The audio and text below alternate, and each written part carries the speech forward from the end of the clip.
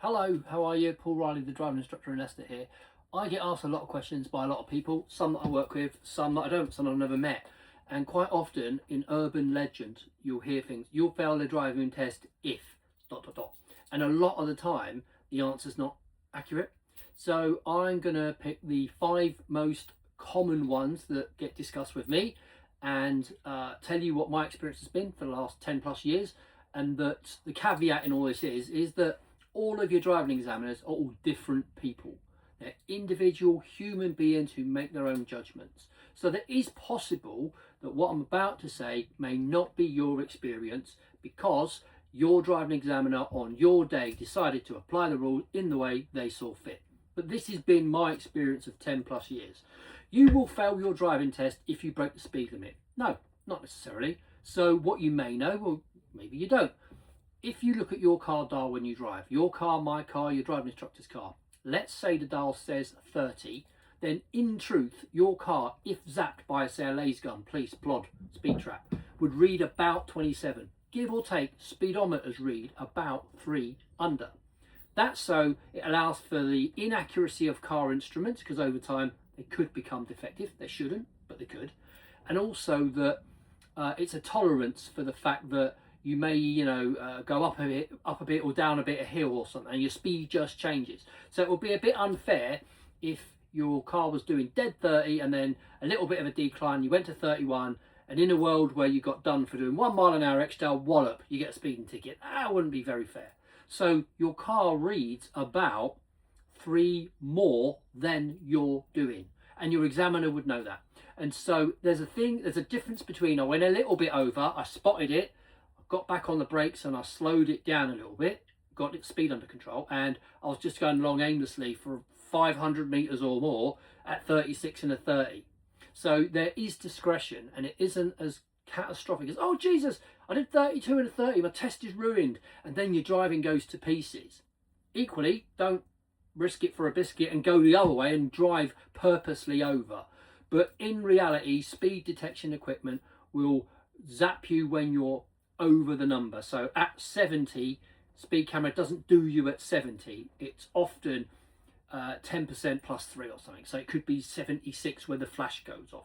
Not every police force in the land does it the same way, but it won't be dead 70. It won't be dead 30. It won't be dead 20. So there's that. So can you break the speed limit?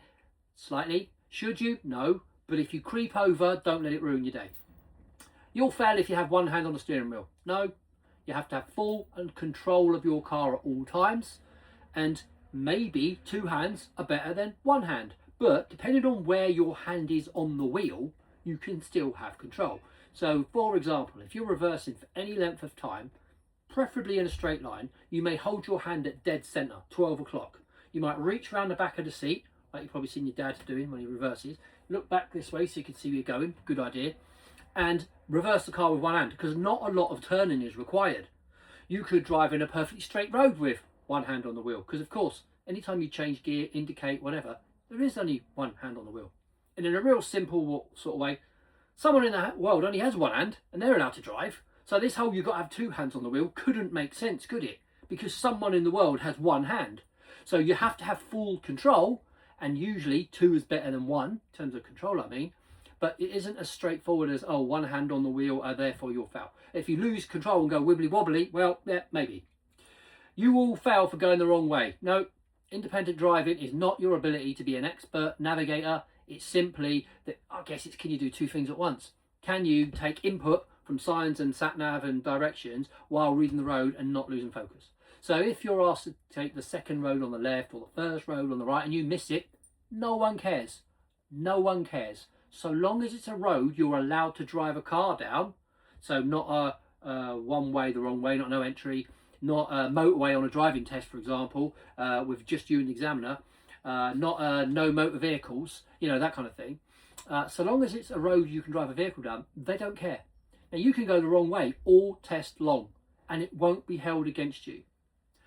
They might become suspicious if every time you're asked to do a roundabout, say, and exit 3, turn right, and you keep lining up on the left, turning left, because you can't really do a right turn on a roundabout, they'll get suspicious if you keep missing. So they may then guide you. Okay, indicate, check, move over, and push you over to make you perform that task.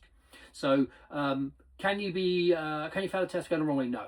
You've got to be safe and controlled and observed and drive in a place where you're allowed to go. You will fail for stalling. No. If your stall holds up just you, then who else has suffered as a result? No one. Generally, in terms of what would be a test fail, you know serious and dangerous faults, and you've heard those words. In the highway code, if it says do not, you must not. If you're doing the opposite of what that says, you're breaking a rule in the book, let's call it the book, which is usually some sort of breaking a rule in the Road Traffic Act, which is usually why you'd fail a test. So do not break the speed limit, okay? Do not go down a one-way street the wrong way. You must not go through a red traffic light or whatever. You do the opposite, yes, that's a serious fault, that's a dangerous fault, yes, you'll fail your test. But is stalling a fault? No. If you hold up people because you've stalled, then maybe. Then we get into the area of did what you do or forget to do make anybody else slow, stop, swerve, change direction, have to change their plans. So yeah, if you, for example, stall onto a roundabout and then you hold the traffic up, yep, you've put people in danger and you've held up traffic, yep, expect that to be a serious fault. But if it's just you in some little T-junction all by yourself and you stall, you haven't leapt into the road and held anybody up, you've not held the guy up behind, just clutch down, get it back in gear, reset, go again. It's not as straightforward that stalling is evil and therefore you fail your test. Should you be stalling at a driving test level? No. No, you shouldn't. You shouldn't really be still stalling and taking a driving test. That's a clear red flag that you're not ready. If you drive too slow, you'll fail your test. No, not necessarily. You can do, and a lot of the time you will do. So country lane, national speed limit applies, nice little straight bit, the edges of the road aren't all crumbly, the vision's good, the surface is good, the weather is good, there's no one near you in front. Yeah, you should be 57, 58 instead of 38. But if you're just tootling along by yourself and not holding anybody up, so long as it's briefly and you then build your speed up, okay. But then equally, on a country lane, let's use country lane, dual carriageway, better example, dual carriageway, car in front's too close because it's going too slow, it's doing 47 in a 60, then you can't do 57, can you? Because you'll be right up their backside. So your pacing rule, whichever your driving instructors explain to you, only a fool breaks a 2-second rule, or you count 1 pink elephant, 2 pink elephants when they drive past a landmark with the back of their car, whatever you do, you keep pacing.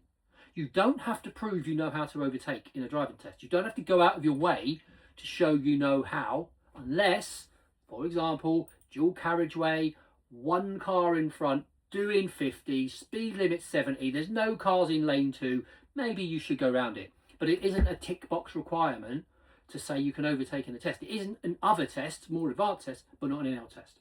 If you found that helpful, like and subscribe. I'll make more stuff that I find helpful. This is what my people ask me. I thought I'd answer it and help others with my answer. Thank you for stopping by.